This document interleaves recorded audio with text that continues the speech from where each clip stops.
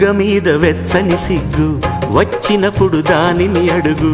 ఎర్రదనం అంటే చెబుతుంది పెదవి కొమ్మ పూసిన పువ్వు అందమైన నీ చిరునవ్వు తెల్ల రంగు అట్టా ఉంటుంది నీలో నిలువున పులకలు రేగిన వేళ నువ్వే పచ్చని పైరువు అవుతావమ్మా దిగులు రంగే నలుపు అనుకో ప్రేమ పొంగే